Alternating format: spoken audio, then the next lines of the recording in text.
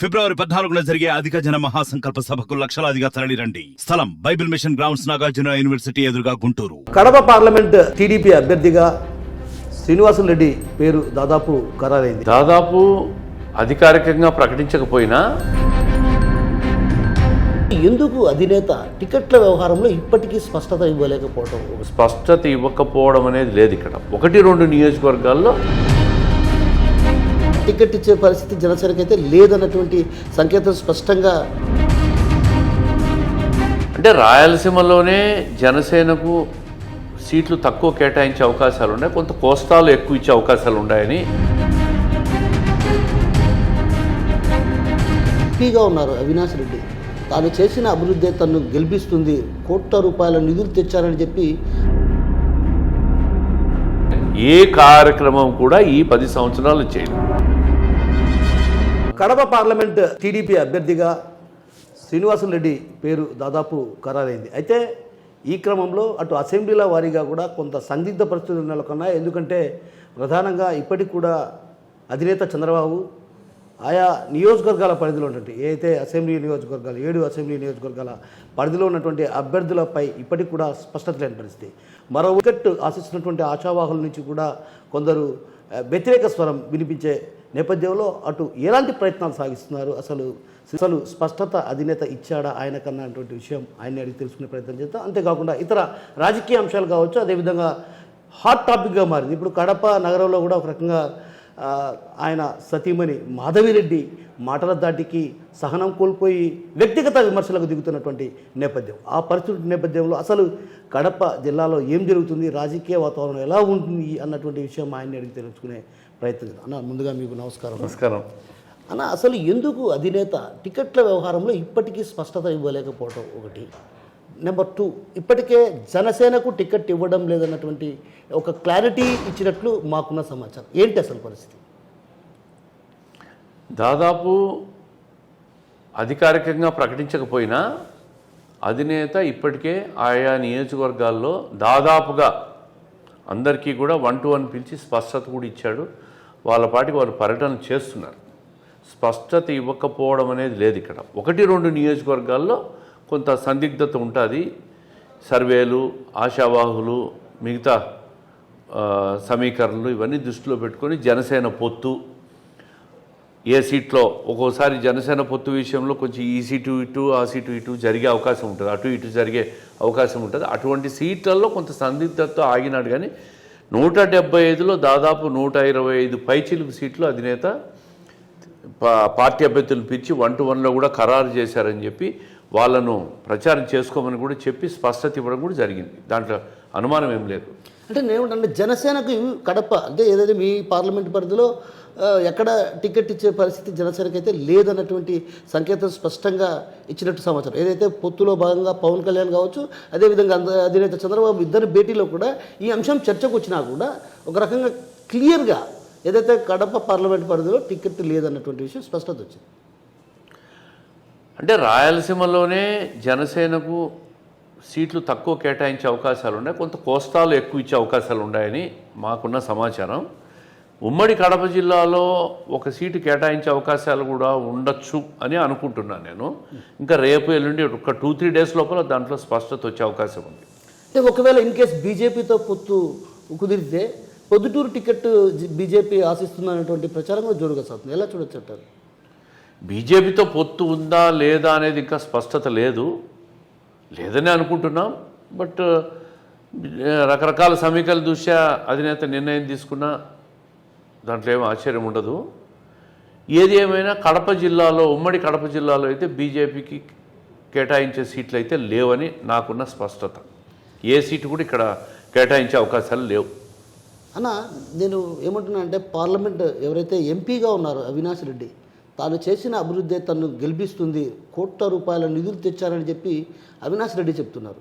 ఎలా చూడొచ్చు? అసలు రైల్వే ఏదైతే బెంగళూరు రైల్వే లైన్ కావచ్చు, ఇతరత్ర అంశాలు సుమారుగా ఉన్నాయి, వాటిని సాధించలేని పరిస్థితిని చూస్తే ఎలా అనుకోవచ్చు మనం? ఇప్పుడు నిధులు తీసుకురావడం అనేది ఒక ప్రజాప్రతినిధిగా ఆయన సొంతంగా ఒక రిప్రజెంటేషన్ చేసి రాని నిధులు తీసుకొచ్చినప్పుడే నిధులు తీసుకొచ్చినారని చెప్తారు. ఒక ఎమ్మెల్యే ముఖ్యమంత్రి దగ్గరికి పోయి ఒక రిప్రజెంటేషన్ ఇచ్చి జీవో శాంక్షన్ చేయించుకొని వస్తే ఎస్ అతను చేసిన కృషి అని చెప్పచ్చు. ఒక ఎంపీగా కేంద్ర ప్రభుత్వం నుంచి రిప్రజెంటేషన్ ఇచ్చి నిధులు తీసుకొస్తే నేను నిధులు తీసుకొచ్చినా అని చెప్పచ్చు.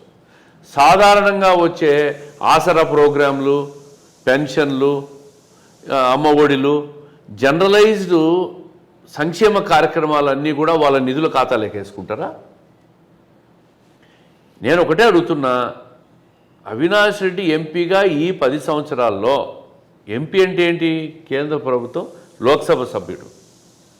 ఏ మంత్రి దగ్గరికి పోయి, కేంద్ర మంత్రుల దగ్గరికి పోయి ఏమి రిప్రజెంటేషన్ ఇచ్చి ఎన్ని నిధులు తీసుకొచ్చాడు? ఒక రిప్రజెంటేషన్ చూపించి ఒక ప్రెస్ రిలీజ్ చేయండి, ఒక పాంప్లెట్ కొట్టించమను. 10 సంవత్సరాలుగా ఆయన ఈ పార్లమెంట్ పరిధిలో చేసింది ఏమీ లేదు. ఉన్న railway, Bengaluru Kadapa railway line పోగొట్టేశారు. ఎక్కడైనా ఒక శాంక్షన్ అయిన కార్యక్రమాన్ని అమలు చేయండి, ఇంకా కొత్త శాంక్షన్ ఇవ్వండి అని అడుగుతారు.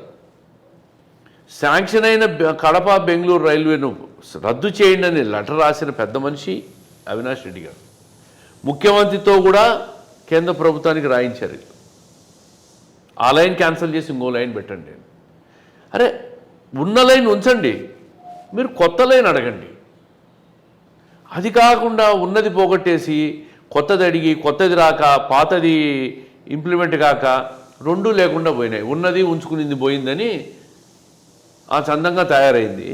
ఈయన ఈ 10 సంవత్సరాల్లో ఏం సాధించాడు? ఆయన లెటర్ పెట్టి ఆయన రిప్రజెంటేషన్ ద్వారా కేంద్ర ప్రభుత్వం నుంచి ఏ నిధులు తెచ్చాడు, ఏ కార్యక్రమాలు ఖర్చు పెట్టాడు చెప్పాలి. నేను కూడా ఆ విషయంలో ఆయన తెచ్చాడు అంటే నేను కూడా అంగీకరిస్తా. తేలేదంటే ఆ డిబేట్ కూడా ఆయన సిద్ధం కావాలి. ఎక్కడ చేయలే ఆయన ఏ కార్యక్రమం కూడా ఈ 10 సంవత్సరాలు చేయలే. ఆయన ముందే ఆయన ఒక టెన్షన్లో ఉన్నాడు. ఏం టెన్షన్ ఉన్నాయి ఆయనకు? ఒక హత్యా నేరంలో ఆరోపణలు ఎదుర్కొంటున్నాడు. హైకోర్టు, సుప్రీంకోర్టు బెయిల్స్ కోసం హైకోర్టులు, సుప్రీంకోర్టు చుట్టూ తిరుగుతున్నాడు. ఆయన నియోజకవర్గాన్ని గాలికి వదిలేశాడు. ఎక్కడైనా కనిపిస్తున్నాడు ఆయన. మేము 10 సంవత్సరాలుగా పార్లమెంటుకు పోటీ చేసినా ఓడిపోయినా కూడా నిత్యం ప్రజల్లో ఉన్నాం. ఓడిపోయినా ప్రజలకు అందుబాటులో ఉన్నాం, తిరుగుతున్నాం, చేస్తున్నాం. మాకు ఒక్క అవకాశం ఏంటి? ఇన్ని సంవత్సరాలు వాళ్ళకి అవకాశం ఇచ్చారు కదా, చూశారు కదా వాళ్ళను. ఒక రాజశేఖర రెడ్డి గారిని వదిలేసేయండి, ఆయన ముఖ్యమంత్రిగా ఉన్నాడు, ఎంపీగా ఉన్నాడు, ఆయన ముఖ్యమంత్రిగా ఉన్నాడు. ఆయన మనం తప్పులు పట్టాల్సిన అవసరం లేదు ఇక్కడ. ఈయన 10 సంవత్సరాల నుంచి ఎంపీగా ఉన్నాడు. అదే కుటుంబానికి మీరు అవకాశాలు ఇస్తున్నారు. మళ్ళీ ఆయన వాళ్ళ అన్న జగన్మోహన్ రెడ్డి కూడా ఈయనకే ఎంపీ అభ్యర్థిగా ఇస్తాడు. ఒక్కసారి మాకు ఇవ్వండి, ఎంపీగా మాకు ఒక అవకాశం ఇవ్వండి. మేము కూడా కేంద్ర ప్రభుత్వంతో సాధించే కార్యక్రమాలు చాలా ఉన్నాయి. ఎందుకు ఉక్కు ఫ్యాక్టరీని కేంద్ర ప్రభుత్వాన్ని ఒప్పించలేకపోయినాడు ఎంపీ గారు కడపలో? మీరు కూడా అప్పుడు దీక్షలు చేశారు కదా? మేము దీక్షలు చేశాం. నేను ఎప్పుడు ప్రజాప్రతినిధి కాల. నేను కూడా పార్టీగా ఓడిపోయినా పార్టీ అధ్యక్షుడిగా కొనసాగుతున్నాను. దీక్షలు చేశారు. నేను అనేది ఏంటంటే, తెలుగుదేశం ప్రభుత్వంలో మళ్ళీ ఫౌండేషన్ వేసి ల్యాండ్ అక్విజిషన్ ప్రొక్యూర్మెంట్ స్టార్ట్ చేసిన తర్వాత అధికార మార్పిడి జరిగి ఈ ముఖ్యమంత్రి గారు స్థల మార్పిడి చేశాడు. నేనేమడుగుతున్నా, కేంద్ర ప్రభుత్వంతో ఈయన ఈ 10 సంవత్సరాలు కాకపోయినా ఈ 5 సంవత్సరాల్లో అధికారంలో ఉన్నారు కదా, రాష్ట్రంలో కేంద్రంతో సఖ్యతగా ఉన్నారు కదా.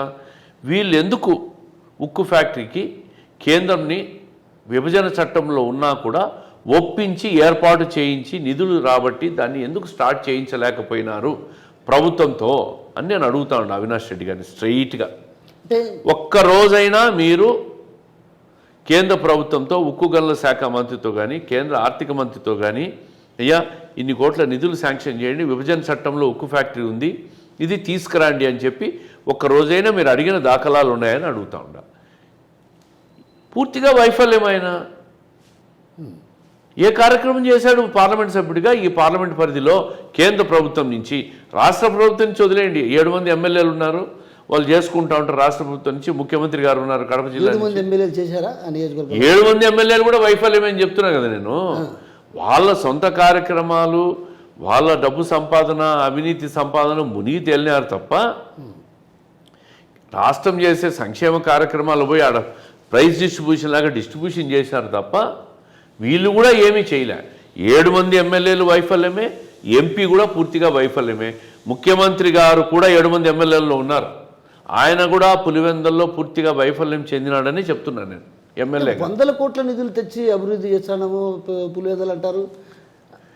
ఇప్పుడు 100 కోట్లు నిధులు తీసుకురావడం అంటే రింగ్ రోడ్లు, సర్కిళ్ళు సుందరీకరణ కాదు.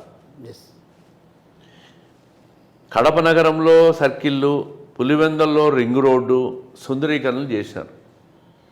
రాష్ట్రంలో ఆర్థిక పరిస్థితి ఏంటి? ఆగమ్య పాతాళానికి పోయింది. అప్పులు తీసుకొస్తున్నాడు. ఈ అప్పులు తీసుకొచ్చి ఈ సుందరీకరణ ఖర్చు పెట్టాలనా? నీటిపారుదల వ్యవస్థ ఏమైంది కడప జిల్లాలో? గండికోట నుంచి కానీ పైడిపాలెం నుంచి కానీ డిస్ట్రిబ్యూటరీ కెనాల్స్, ఫీల్డ్ ఛానల్స్ మీరు పూర్తి చేసి ప్రతి ఎకరాకు పులివెందుల్లో నీళ్ళు ఇచ్చారా?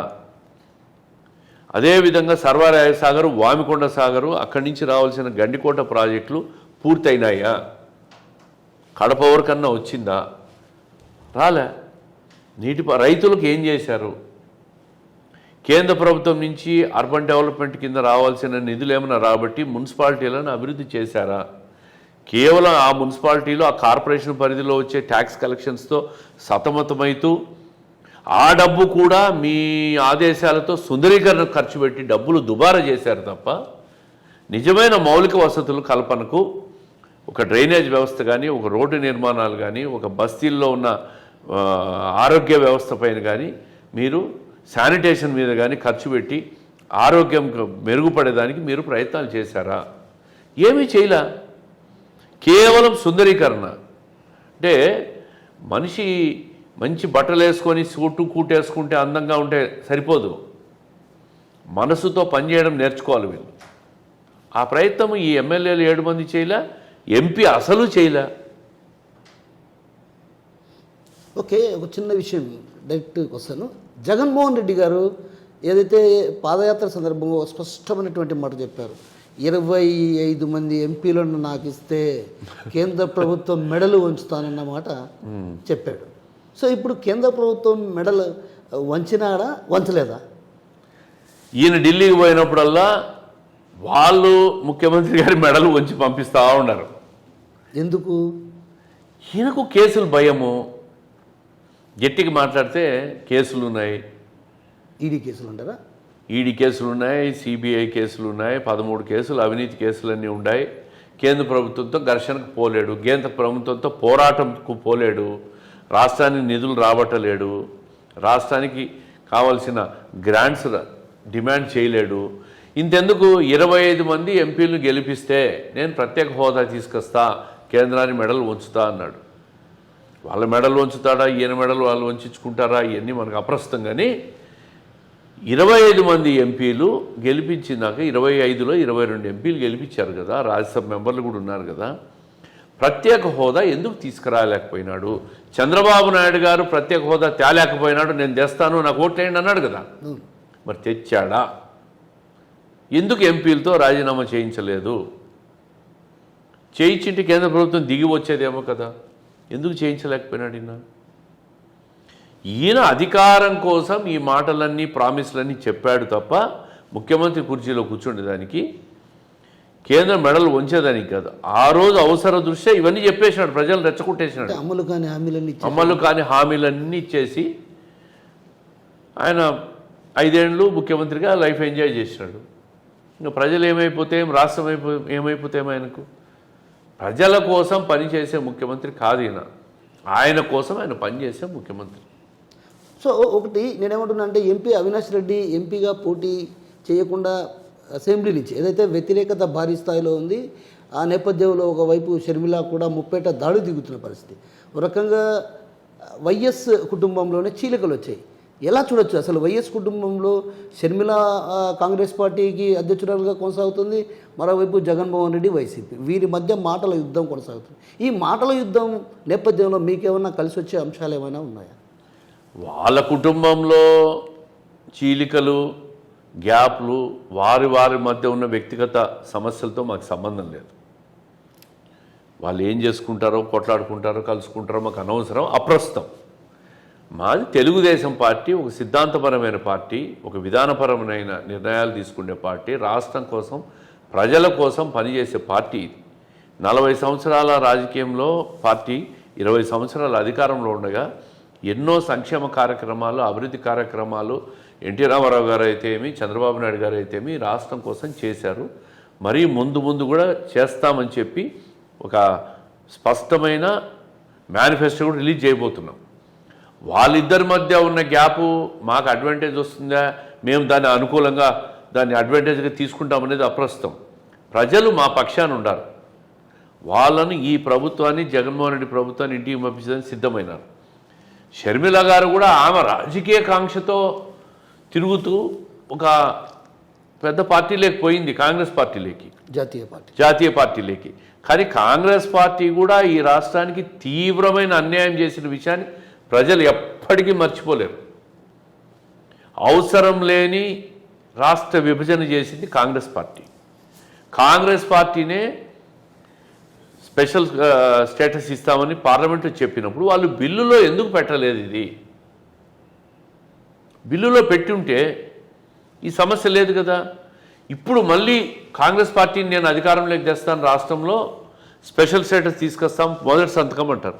ఎవరు నమ్ముతారు ఇవన్నీ? ప్రజలు ఇంకా ప్రజలు నమ్ముతారు ఇవన్నీ?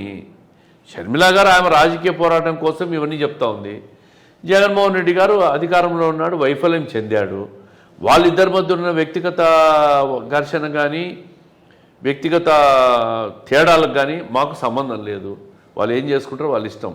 మేము తెలుగుదేశం పార్టీ, మేము రేపు ప్రజలకు ఏం చేయబోతున్నాం, వాళ్ళు ఏ విధంగా ఈయన అధికారంలో 5 సంవత్సరాలు చేశాడు, వైఫల్యం చెందాడు, ఆమె గురించి కూడా మేము మాట్లాడేది అనవసరం.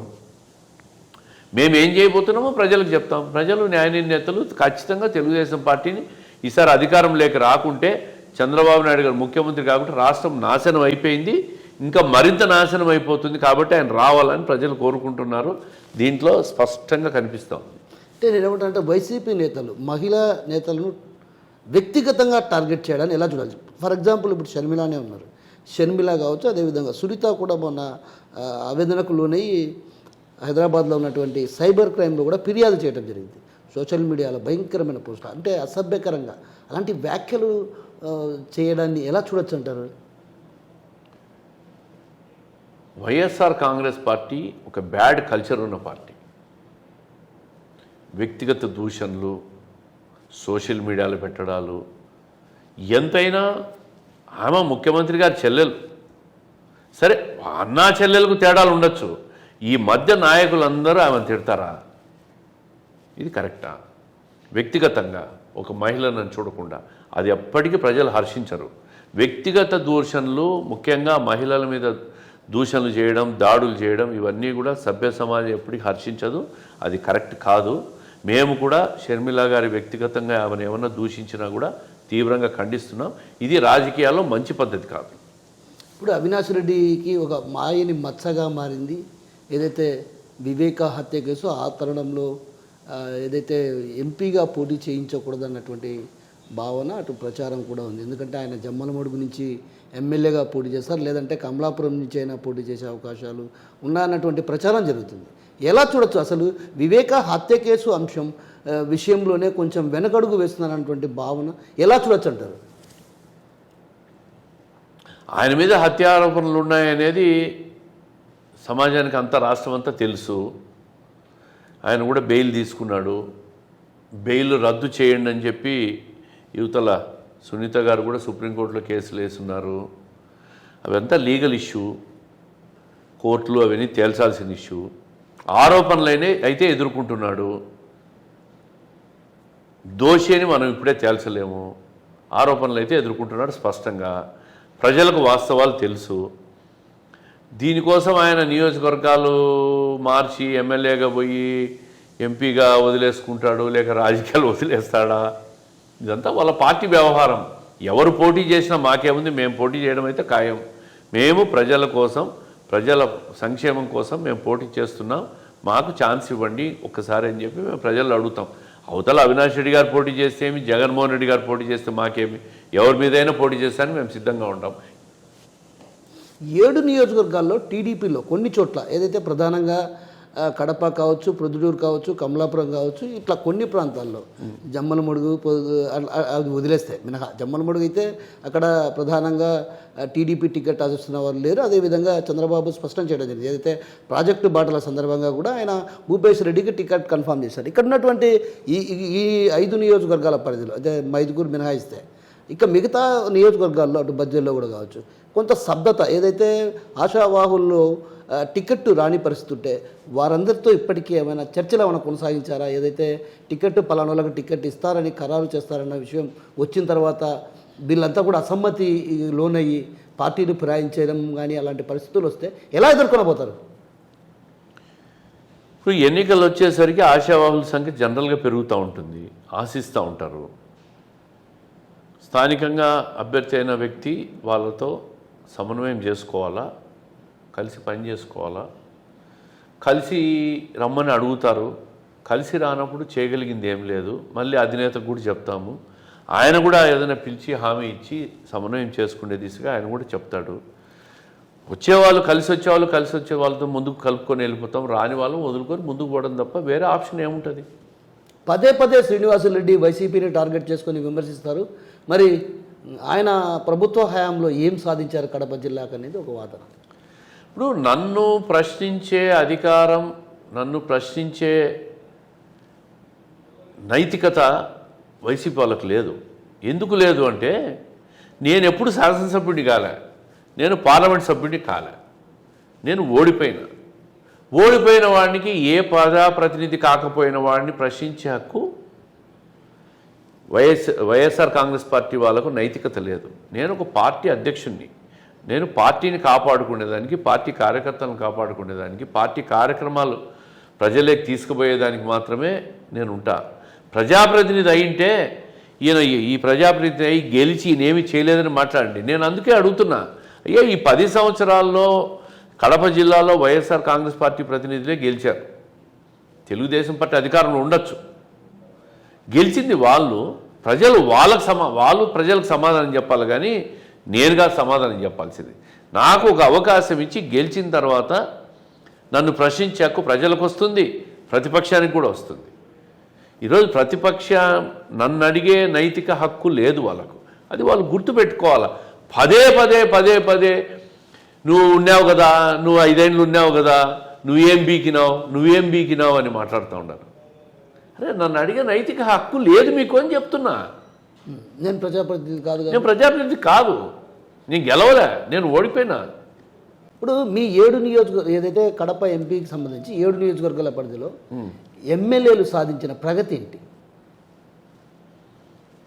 ఈ 5 సంవత్సరాల్లో? ఈ 5 సంవత్సరాలు వాళ్ళు చాలా ప్రగతి సాధించారు. ఏంటి ఆ ప్రగతి? ఇసుక మాఫియా, మట్టి మాఫియా, భూ మాఫియా, వాళ్ళ సొంత ఆస్తులు పెంచుకోవడం, సంపాదించుకోవడం బాగా చేశారు. ఆ రంగాల్లో చాలా ప్రగతి సాధించారు వాళ్ళు. అయితే కేసీ కెనాలు ప్రధానంగా ఆయకట్టు రైతులకు ఎంతో ఉపయోగపడేది. కేసీ కెనాల్కు గతంలో కూడా టీడీపీ హయాంలో కూడా నీళ్లు అందించినటువంటి ఘనత ఉంది. కానీ వైసీపీ అధికారంలోకి వచ్చాక అసలు కేసీ కెనాల్కు నీళ్లు రాకపోవడాన్ని ఎలా చూడొచ్చు అంటారు? నీటిపారుదల రంగం మీద రాష్ట్ర ప్రభుత్వానికి ఒక అవగాహనే లేదు. అవగాహన ఉంటే Rayalaseema lift irrigation project start చేయరు. గండికోట నుంచి పులివెందల, పైడిపాలెం, చిత్రావతికి అడిషనల్ లిఫ్ట్లు ఈ ముఖ్యమంత్రి గారు 4,600 కోట్లతో శాంక్షన్ చేసి దాన్ని డీశాంక్షన్ చేశారు, అంటే రద్దు చేశాడు.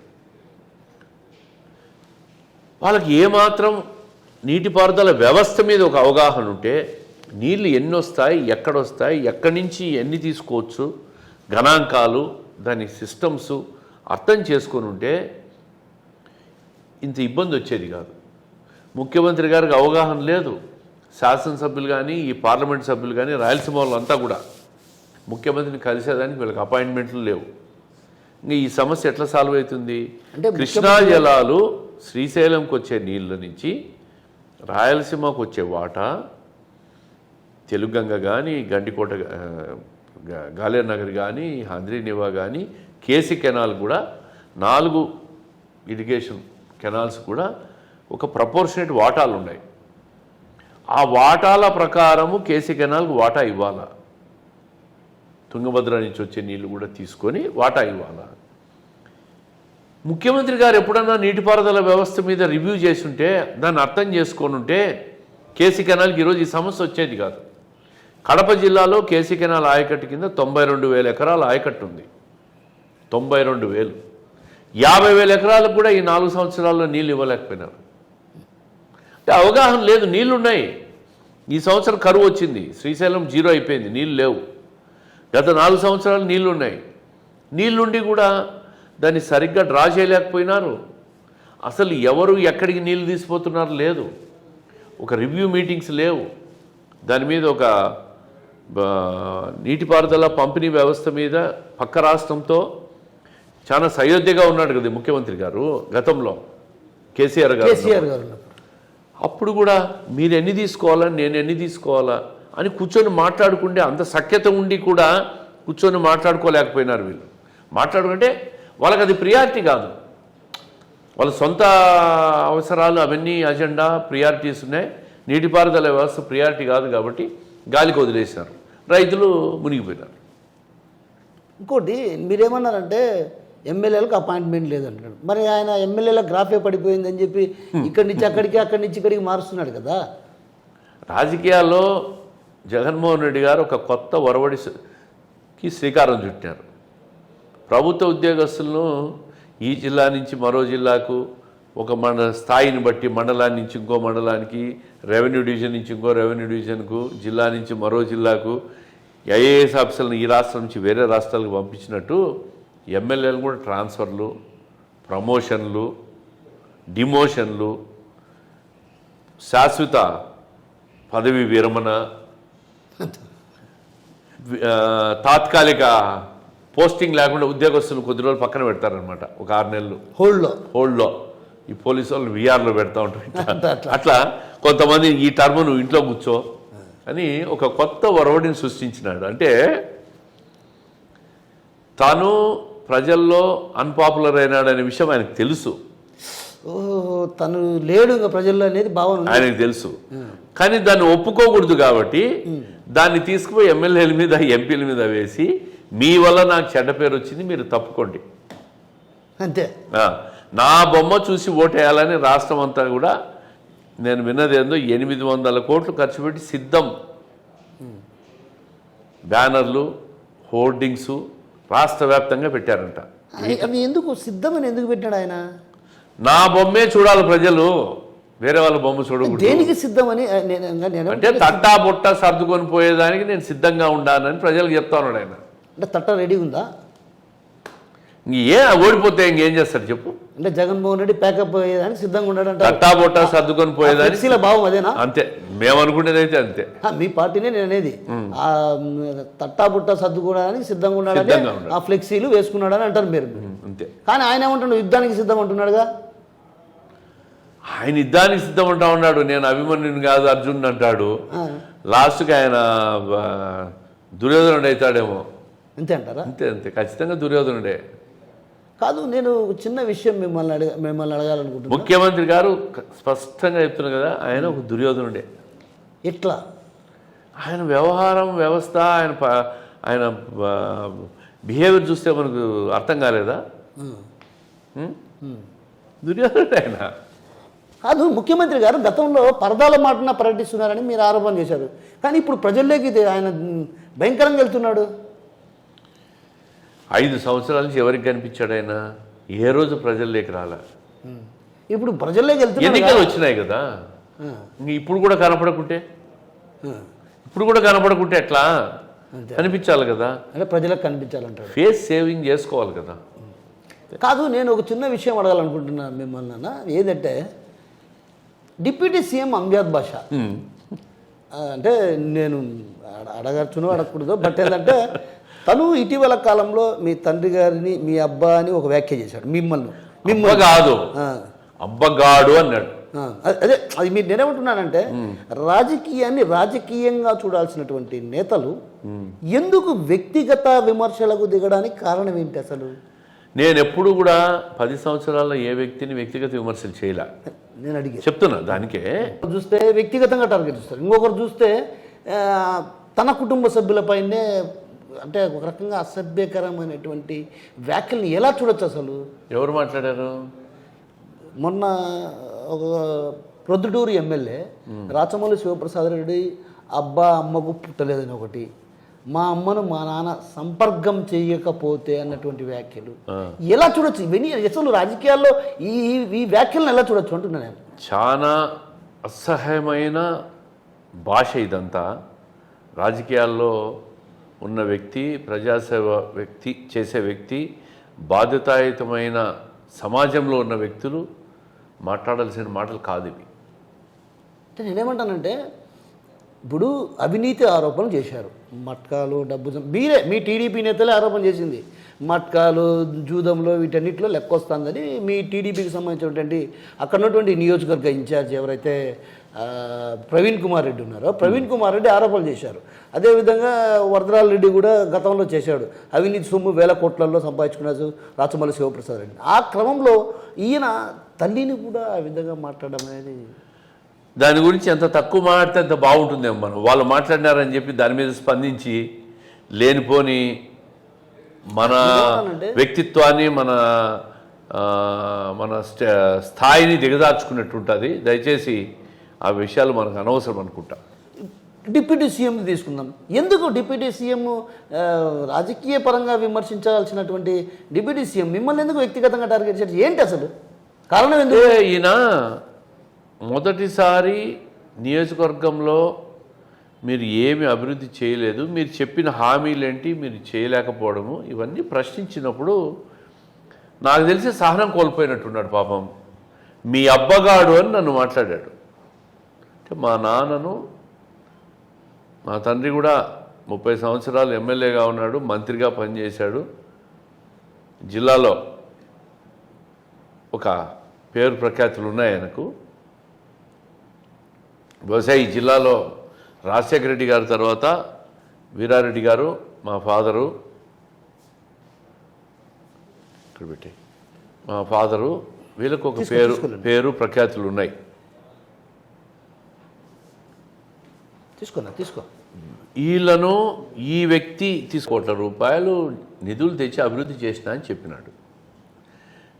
మేమేమడిగినాం దాని మీద, ఆమె కూడా ఏమడిగింది, మా మిస్సెస్ కూడా, ఎక్కడ తెచ్చారు, ఎక్కడ ఖర్చు పెట్టారు, ఆ నిధులు ఎక్కడున్నాయి, బహుశా మీ సంపాదన ఏమని మర్చిపోయామన్నా మాట్లాడినావా అని చెప్పి మాట్లాడి, దాని మీద ఆయన సహనం కోల్పోయి మీ అబ్బగాడు అని మాట్లాడాడు. అంటే మా అబ్బ గురించి ఆయనకి ఏం తెలుసో నాకు అర్థం కాలే. అసలు ఇతను పుట్టినాడా అప్పటికి అని, ఇతని స్థాయి ఏంది, ఇతను మాట్లాడేది ఏంది, అసలు ఈ డిప్యూటీ సీఎం అని చెప్పాలి. అసలు ఎందుకు వీళ్ళకు ఇంత స్థాయిలు ఇచ్చినాడో ఈ జగన్మోహన్ రెడ్డి నాకు అర్థం కాలే. వీళ్ళ గురించి నేను తక్కువ మాట్లాడితే కూడా మంచిదేమో, ఎందుకంటే ఆ అమ్జద్ బాషా గురించి నేను మాట్లాడడం కూడా నా స్థాయి దిగజారిపోతుంది. ఒకసారి మా అబ్బగాడు అనే వ్యక్తితో మాట్లాడడం కూడా నాకు అసహ్యంగా ఉంది, ఎందుకంటే కల్చర్ లేదు వీళ్ళకు. వీళ్ళు ఆడబడితే ఆడ అవినీతి చేసి ఎరకు తిని ఆ స్థాయికి వచ్చినారు. అంటే నేనేమంటానంటే మీ భార్యను కూడా ఒక మాట అన్నాడు, అదే మీ సత్యమణి గారిని ఏమన్నారంటే ఏదో గంగిరెద్ది అనేది పోల్చినట్టుంది ఇటీవల కాలంలో. ఇవన్నీ ఎలా చూడొచ్చు అసలు? అంటే గంగిరెద్దుల గురించి ఆయనకు తెలిస్తే కదా. గంగిరెద్దు అంటే ఏంటి? సంక్రాంతికి దసరాకు గంగిరెద్దులు తీసుకొని ఇంటింటికి పోతారు హరిదాసులు. కరెక్టేనా నేను చెప్పేది? వాస్తవం. పోయి ఆ గంగిరెద్దులకు పూజలు చేస్తారు. అది ఒక సాంప్రదాయం. ఆ సాంప్రదాయం కూడా ఆయనకు తెలియదు కాబట్టి గంగిరెద్దులని మాట్లాడి లేనిపోని బురదంతా మిందేసుకున్నాడు. నేనేమంటానంటే ఒక మహిళను ఆ విధంగా అనడం అనేది అది ఎలా చూడాలి అసలు? ఇప్పుడు వాళ్ళకి కల్చర్ లేదని చెప్తున్నా కదా, వాళ్ళ కల్చర్ గురించి తెలిస్తే కదా. ఏది అంటే మనిషిలో ఏ మనిషి అయినా కూడా ఓటమి భయము ఒకసారి పట్టుకుంటే పదవి పోతాందని ఒక అభిప్రాయం మనసులోకి వెళ్ళిపోతే ఆ హోదాలన్నీ కోల్పోతున్నాం అనుకుంటే భయం లోపలికి వెళ్ళిపోయినప్పుడు సహనం కోల్పోతాడు. సహనం కోల్పోయి ఆ భయములో ఏది పడితే అది మాటలు వచ్చేస్తాయి అన్నమాట. అది ఏ వ్యక్తికైనా. అవన్నీ ఒక మానసికంగా గట్టిగా ఉండాలంటే అధికారం చూసినవాడు, అధికారం కోల్పోయినప్పుడు అనుభవించినవాడు, అన్నీ చూసినవాడైతే మానసికంగా దృఢంగా ఉంటాడు. అంటే ఇతనికి ఏంటంటే సడన్గా ఏదో ఒక డిప్యూటీ సీఎం అని ఒక పదవి వచ్చేసింది, ముందు పక్క ఒక పోలీసోడు, వెనక ఒక పోలీసు, వాళ్ళు పోతా ఉంటే నేను ఏదో ఇది అనుకున్నాడు. అది పోతాది ఇప్పుడు. అది పోతానేసరికి రేపు రోడ్డు మీద నడుచుకుంటా పోతే నమస్తే సార్ అనేవాడు ఉండడు. దాంతో ఫ్రస్ట్రేషన్లోకి వచ్చేసినాడు, నా పరిస్థితి ఏంటి అని. అందుకు ఈ భాష అంతా మాట్లాడుతున్నాడు. సరే మాట్లాడుకోనిలే, ఆయన ఎన్ని మాట్లాడుకున్నా మనకేం కాదు, చాలా మంచిది. ఇంకా సహనం కోల్పోయి మాట్లాడుకోమను. అంటే మీకు ఇప్పటికే 10 మంది కార్పొరేటర్లు మీతో టచ్లో ఉన్నారని ఒక సమాచారం. ఆ క్రమంలోనే ఇటీవల జరిగినటువంటి ఏదైతే కార్యక్రమంలో కూడా సిద్ధం, కడపలో సిద్ధం జరిగింది తెలుసా మీకు? ఒక సిద్ధం అనే పెద్ద సభ జరిగింది. ఆ సభలో కూడా కొంతమంది కార్పొరేటర్లు పోలే. వీళ్ళంతా మీకు టచ్లో ఉన్నారని ఒక ప్రచారం. మాతో నువ్వు పేర్లు అడగద్దు కానీ చాలామంది కార్పొరేటర్లు మాతో టచ్లో ఉన్నారు. వాళ్ళు ఎలక్షన్ కోడ్ వచ్చినాక మేమంతా కూడా జాయిన్ అవుతామని చెప్తున్నారు. వాళ్ళల్లో ప్రజల్లో మంచి పలుకుబడి ఉన్న వాళ్ళను, ప్రజల్లో మంచి ఇమేజ్ ఉన్న వాళ్ళను తప్పకుండా మేము తీసుకుంటాం. వాళ్ళు వస్తారంటే తీసుకుంటాం. అంటే మేయర్ పదవిని కూడా కైవసం చేసుకోబోతారు రానున్న రోజుల్లో. ఎన్నికల తర్వాత జరిగే పరిణామాల గురించి ఇప్పుడు చర్చ ఎందుకులే. కాదు, నా లెక్కన వేసుకుంటే కింద మీరు మొత్తం కార్పొరేటర్లు భారీ స్థాయిలో మీ పార్టీలో చేరితే ఆటోమేటిక్గా మేయర్ పదవి కూడా మీరు కైవసం చేసుకున్నట్టే కదా. చూద్దాము తర్వాత. ముందు మా టార్గెట్ ఎమ్మెల్యే గెలవాలా, తెలుగుదేశం పార్టీ అధికారంలోకి రావాలా, జనసేన ఉమ్మడి సంకీర్ణ ప్రభుత్వం ఏర్పడాలా, మాకు ముఖ్యమంత్రి రావాలా, ఆ తర్వాత అవన్నీ. ఇప్పుడు దొంగ ఓట్లు కావచ్చు, అదేవిధంగా నిన్న మీరు కీలక వ్యాఖ్యలు చేయడం జరిగింది. ఏదైతే దొంగ ఓట్ల విషయంలో దాదాపు కడప నగరంలోనే 20,000 పైచిలకు దొంగ ఓట్లు ఉన్నాయని, ఒక మృతి చెందిన వారి ఓట్లను కూడా తొలగించాలి. అసలు ఎందుకు మీరు బిఎల్ఓ దృష్టికి తీసుకెళ్ళలేదా? ఎందుకు తొలగించలేకపోయారు వాళ్ళు? బిఎల్ఓలు కాదు, జిల్లా కలెక్టర్కు చెప్పాము, కడప ఎన్నికల అధికారి ఆర్డీఓ గారికి చెప్పాము. జనవరి 5 వరకు ఫైనల్ చేసిన డ్రాఫ్ట్ జనవరి 22 పబ్లికేషన్ చేశారు. అప్పటికి మాకు ఏం చెప్పారంటే చనిపోయిన వాళ్ళు దొంగ ఓట్లు డబుల్ ఎంట్రీస్ మొత్తం తీసేసామని చెప్పారు. కానీ జనవరి 22 కొత్త పబ్లికేషన్ వచ్చిన తర్వాత చాలా చోట్ల ఒకటే పోలింగ్ బూత్లో నలుగురికి ఒకటే వ్యక్తికి 4 ఓట్లు ఉన్నాయి. నిన్న చూపించాము ఆర్కే నగర్ దగ్గర ఒక సర్వే నెంబర్ ఖాళీ స్థలం. ఆ ఖాళీ స్థలంలో ఆ సర్వే నెంబర్ పెట్టి డోర్ నెంబర్ పెట్టి 46 ఓట్లు ఉన్నాయి. అది నేను ఆర్డీఓ దృష్టికి తీసుకుపోయారు మా పార్టీ వాళ్ళు. ఎంక్వైరీ చేసి తీస్తా అంటున్నాడు. మరి ఎందుకు అధికారులు ఇవన్నీ తీయడం లేదు ఏంటి మాకు కూడా అర్థం కావడంలే. నాకు తెలిసినంత వరకు ఈ వైకాపా వాళ్ళు గతంలో కూడా ఈ దొంగ ఓట్లను ఎక్కించి యథేచ్ఛగా వేసుకోబోతున్నారు. అందుకే ఆ ఓట్లన్నీ తొలగించకుండా అధికారుల మీద ఒత్తిడి తీసుకొచ్చి అట్లే పెట్టారనుకుంటున్నాం. మేము ఎలక్షన్ కమిషన్ దృష్టికి కూడా తీసుకుపోతాం. ఇవాళ ఆర్డీఓ గారిని కూడా కలుస్తున్నాం. మేము అంటే ఓటర్లను కూడా ట్రాన్స్ఫర్ చేసే పరిస్థితి వచ్చింది. ఇప్పుడు మీరు అన్నారు, ఒక మాట అన్నారు, ఏదైతే జగన్మోహన్ రెడ్డి గారు ఉద్యోగస్తులను ట్రాన్స్ఫర్ చేసినట్టు ఎమ్మెల్యేలను కూడా ట్రాన్స్ఫర్ చేశారు. మరి ఓటర్లను కూడా ట్రాన్స్ఫర్ చేస్తున్నారుగా, అవి కూడా చేస్తూ ఉన్నారు. అదే ఎట్లా? ఇప్పుడు ఆ నియోజకవర్గం ట్రాన్స్ఫర్ ఆఫ్ ఓటు ఉంటుంది, వాళ్ళకు వ్యక్తికి ఓటు హక్కు ఉంది, ఎక్కడ ఏ ఊరికి ఎక్కడికి మార్చుకుంటే మనం మార్చుకోవచ్చు, కానీ వీళ్ళే మార్చేసినారనేది ఒక ఆరోపణ ఉంది కదా. నిన్న అదే చెప్పింది. 14వ డివిజన్ ఉండేది 8వ డివిజన్లో ఓట్లు వేసేసారు. అంటే ఎక్కడైతే తెలుగుదేశం పార్టీ బలంగా ఓటు బ్యాంక్ ఉందో ఆ ఓటు బ్యాంకును ఒక బూత్లో 100 ఓట్లు తీసేది, ఎక్కడో ఒక బూత్లో వేసేది. అంటే వీళ్ళు అక్కడికి పోరు ఓటేయను. ఈ విధంగా కూడా ప్లాన్ చేశారా? వీళ్ళు అక్కడికి పోకుండా వీళ్ళు ఓటు వేయలేరు, అంత దూరం పోరు. ఎవడు పోతాడు, అంత దూరం పోలేరు. దాంతో తెలుగుదేశం ఓటు బ్యాంకు బలంగా ఉన్న ఏరియాస్లో ఓట్లన్నీ తీసి ఇంకో పోలింగ్ స్టేషన్స్లో వేయడం, ఇట్లాంటివన్నీ చేశారు వీళ్ళు. దీన్ని సాధ్యమైనంత మేము కంప్లైంట్ ఇచ్చి అరికడతానే ఉన్నాం. ఈరోజు కూడా ఆర్డీఓని కలుస్తున్నాం. కలిసి అంటే ఆయన అసెంబ్లీ ఎన్నికల నియోజకవర్గ ఎన్నికల అధికారి, ఈరోజు గట్టిగానే పోయి మాట్లాడదాం అనుకున్నాం. తర్వాత సెంట్రల్ ఎలక్షన్ కమిషన్ స్టేట్కి కూడా కంప్లైంట్ చేస్తాం. చివరిగా ఒక మాట అడుగుతాను మిమ్మల్ని. ఈ 2 రోజుల క్రితం ఒకటి మీ స్టిక్కర్స్ వారు జరుగుతుంది మీ మధ్య, వైసీపీ మధ్య. అసలు డిప్యూటీ సీఎంఏ ఆ స్టిక్కర్ పెరికేశారనేది ఒక మీ టీడీపీ. అదే సహనం కోల్పోయినప్పుడు మనిషి ఏం చేస్తాడు? ఒక హోదా ఉన్న వ్యక్తి స్టిక్కర్లు. ఒక ఇంటికి పోయి మా సానుభూతి పరుడు పార్టీ యాక్టివ్ కార్యకర్త అతని ఇంటికి స్టిక్కర్ తగిలించుకున్నాడు. అతని ఇంటికి అతని అభిమానంతో స్టిక్కర్ తగిలించుకుంటే ఒక ముస్లిం అబ్బాయి ఎంతో అభిమానంగా మా స్టిక్కర్ తగిలించుకుంటే నువ్వెందుకు తగిలించుకున్నావు, పీకే ఏంటి రా అని చెప్పి పక్కన వాళ్ళు చెప్పి పీకే ఇచ్చినాడు. అంటే ఒక గౌరవప్రదమైనటువంటి ఉన్నతమైన అంటే ఇవన్నీ చిల్లర రాజకీయాలు చేసుకుంటున్నాడు. కడప నియోజకవర్గ ప్రజల్లో మనసులోకి వెళ్ళిపోయింది ఆ స్టిక్కర్. నేను గోడ మీద స్టిక్కర్ పీకేస్తే ఏమీ కాదు. అంటే నేను మైనారిటీని, నాకు మైనారిటీ వర్గం నాకు అండగా ఉంది, నేనే గెలుస్తానంటున్నాడు కదా. మీరు చూసింటారు గత 2 నెలల నుంచి మైనారిటీ మహిళలు తండోపతండాలుగా ఈరోజు తెలుగుదేశం పార్టీ మహిళా అభ్యర్థి అయిన మాధవి గారిని పిలిచి వాళ్ళ ఇంటికి తీసుకుపోయి మాకు రేపు అధికారం వచ్చిన తర్వాత మాకు మీరు సాయం చేయండి, సంక్షేమ కార్యక్రమాలు ఇవ్వండి, మా ఇంటింటికి తిరగండి, మీరు సాయం చేయండి, మాకు మీ మీద నమ్మకం ఉంది అని మైనారిటీ మహిళలు బ్రహ్మరథం పడుతున్నారు ఆమెకి. ఇంకా మైనారిటీలో ఆయనకి ఎవరు ఓట్లేస్తారు? మీరు ఓటు వేయకపోతే మీ ఓటుకు మీకు నవరత్నాలు అమలుగా ఆ బెదిరింపులకు అన్నీ భయపడే వాళ్ళు పోయినారు. ఈరోజు ఎవడు భయపడ్డంలే. చెవులో చెప్తా ఉన్నారు ఇండ్లకు పోతే, హమ్ దాలేదో తెలుగుదేశంకో అని చెవులో, నాకు హిందీ సరిగా రాదు కానీ చెవులో చెప్పిపోతూ ఉన్నారు, మేము తెలుగుదేశంకి ఓటేస్తాం, మీరు ఎక్కువ మమ్మల్ని పబ్లిక్ చేయొద్దండి అని. అంటే ఈ వాలంటరీ వ్యవస్థ పెట్టి వీళ్ళని పెట్టి వాళ్ళని పెట్టి వీళ్ళని బెదిరించే ప్రయత్నం చేస్తున్నారు. కానీ ఓటు వచ్చినప్పుడు ఈరోజు ఈ 5 సంవత్సరాలుగా నేను ఇన్ని బటన్లు వచ్చినా అన్ని బటన్లు వచ్చినా అని జగన్మోహన్ రెడ్డి చెప్తున్నారు. ఒకటే బటన్ వచ్చేస్తారు ఆ రోజు జనం, ఒకటే ఒత్తుతారు.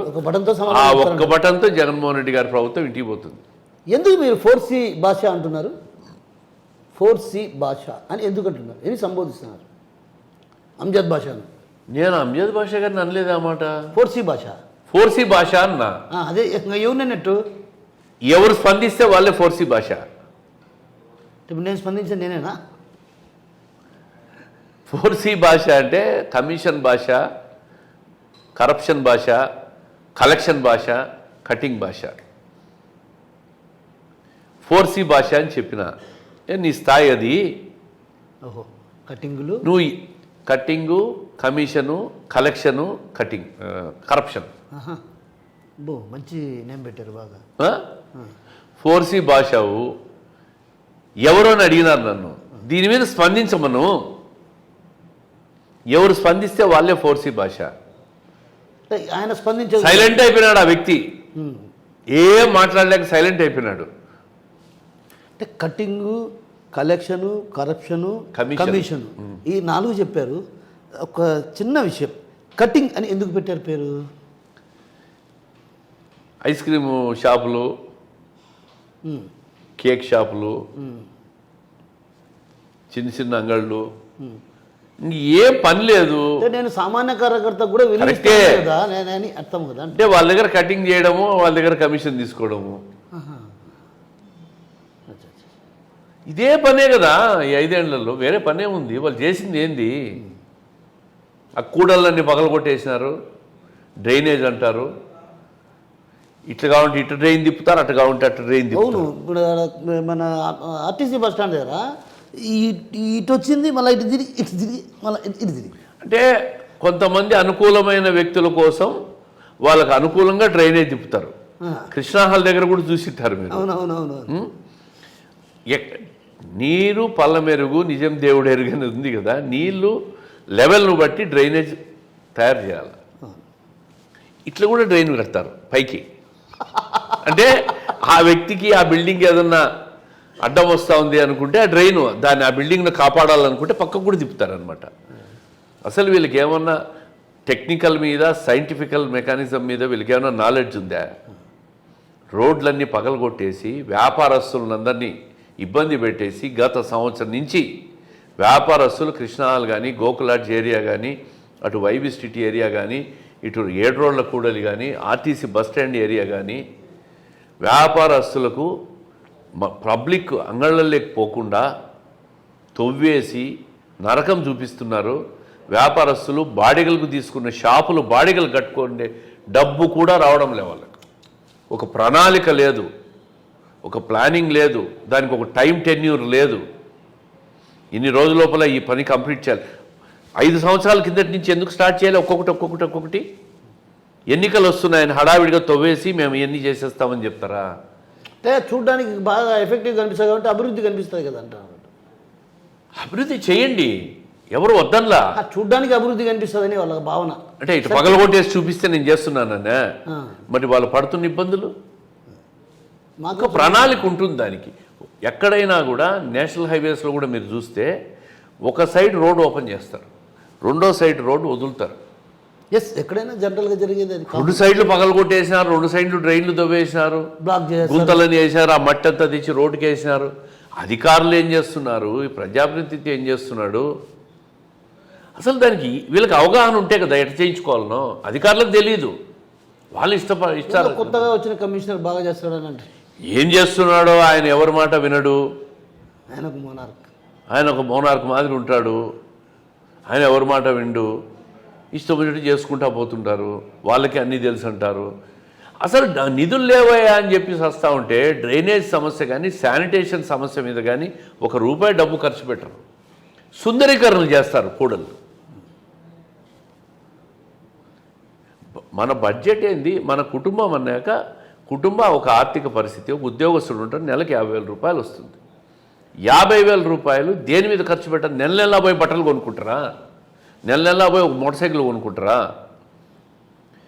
ఒక ప్రణాళికబద్ధంగా పోవాలి కదా. పిల్లలకు స్కూల్కి ఫీజు కట్టాలంటే అతను పెన్షన్ నుంచో గ్రాట్యుటీ నుంచో కొంత డ్రా చేసి స్కూల్ ఫీజులు, ఇంట్లో ఆడపిల్లలు ఉంటే పెళ్ళిళ్ళు చేయాలంటే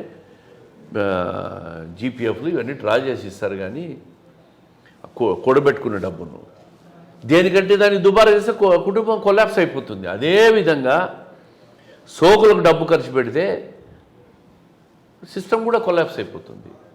ఇది అర్థం కాదు వీళ్ళకు. చెప్పేవాడు లేడు. ముఖ్యమంత్రి గారు ఎమ్మెల్యేలు కలవరు, ఎమ్మెల్యేలు ముఖ్యమంత్రి గారు ఇంట్లోకి పోలేరు, అధికారులకు ఎవరికి టైం ఇవ్వరు. ఈ అధికారులు ఇష్టారాజ్యం అయిపోతుంది. ముఖ్యమంత్రి గారు అనేది ఏంటంటే వాళ్ళకి గ్రాఫే లేదు, నేనేది కలిసేదాన్ని. అదే ఆయన గ్రాఫ్ కోల్పోయింది కాబట్టి ఆ నెపం తీసి మిగతా వాళ్ళ మీద వేస్తున్నాడు. అధికారులకు ఇష్టారాజ్యం అయిపోయింది. అన్నీ మాకే తెలుసు అంటారు వీళ్ళు అధికారులు. ప్రజాప్రతినిధి అనేవాడు ఎన్నికలు గెలిచిన తర్వాత ప్రభుత్వాన్ని నడిపించాల్సింది ప్రజాప్రతినిధి. ఒక నీతి నిజాయితీ అయిన ప్రజాప్రతినిధి సిస్టమ్ లేకపోయినప్పుడు అధికారులను ప్రభుత్వ ఆకాంక్షలకు అనుగుణంగా, ప్రియారిటీస్కి అనుగుణంగా పని చేయించాలి అధికారులతో. ఏమన్నారు? నీతి నిజాయితీ ఉందా? నీతి నిజాయితీ లేకే కదా ఇదంతా. నీతి నిజాయితీ నన్ను ఎన్నుకుంటే నేను చెప్తున్నా, నీతి నిజాయితీతో అధికారులు ఉరుకులను పరగలు ఎత్తించి ప్రణాళికాబద్ధంగా నగరాన్ని అభివృద్ధి చేస్తాం. పార్లమెంట్లో కూడా ఖచ్చితంగా ఈ పార్లమెంటు మీద కావాల్సిన కార్యక్రమాల మీద గలమిప్పుతాం, సాధిస్తాం. అంటే నీతి నిజాయితీ అంటే ఏంది అసలు నాకు అర్థం కాదు. ఇక్కడ ఉన్నటువంటి ఈ ప్రాంత ప్రజాప్రతినిధులు అది కనిపిస్తుందా? ఆ వర్డింగే వాళ్ళకి తెలియదు పాపం, డిక్షనరీలో లేదు. నీతి నిజాయితీతో పని చేయాలండి ప్రజాప్రతినిధి అన్నాక. ప్రజలు నీ మీద విశ్వాసంతో ఎన్నుకున్న తర్వాత ఒక నీతిగా వ్యవహరించి ప్రజలకు మంచి చేసేదానికి నీ టైంను ఉపయోగించాలి. కానీ నువ్వు బాగుపడేదానికి, నువ్వు సంపాదన కోసం రాజకీయాల్లోకి వచ్చి ప్రజల మీద పడి పిక్కు తినేదానికి కాదు. సో చివరిగా కన్క్లూషన్ చేద్దాం, క్లోజ్ చేద్దాం. మీ గెలుపు అవకాశాలు ఎలా ఉండబోతున్నాయి? గెలిచేది మేమే. ఎంపీగా మీరు, ఎస్. ఎమ్మెల్యేగా మీ సతీమణి. అనుమానమే అక్కర్లేదు. గెలుస్తాం. కడప నగరాన్ని, ఈ కార్పొరేషన్ను రాష్ట్రంలోనే నెంబర్ 1 కార్పొరేషన్గా అన్ని రంగాల్లో కూడా తీర్చిదిద్దేదానికి కంకణబద్దులై ఉండం. ఇది ఒక మోడల్ కార్పొరేషన్గా కడపను తయారు చేయాలనేదే మా ఆలోచన, మా ఆశయం, మా ప్యాషన్.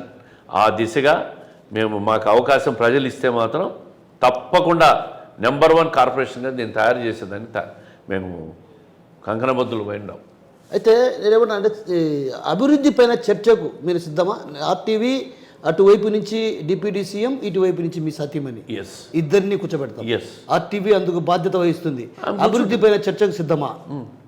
ఇటువైపు నుంచి డిప్యూటీ సీఎం కానీ, మేయర్ సురేష్ బాబు కానీ, ఇటువైపు నుంచి మీ సతీమణి. ఎస్ ఏదో నేను అవసరం లేదు, ఆమె తరచుగా వ్యక్తిగత విమర్శలు చేస్తున్నటువంటి నేపథ్యంలో ఆర్టీవీ ఆ బాధ్యత తీసుకుంటుంది. ఏదైతే అభివృద్ధి పైన చర్చకు మీరు మాట్లాడండి, ఓపెన్ డిబేట్ పెట్టండి. మీ ఆర్టీవీనే ఎక్కడన్నా మంచి కూడల్లో పోలీస్ పర్మిషన్ తీసుకోండి, తీసుకొని ఇటువైపు ఆయన ఉంటాడు, అటువైపు ఆమె ఉంటుంది. తప్పకుండా మేము సిద్ధంగా ఉన్నాము ఎప్పటికీ.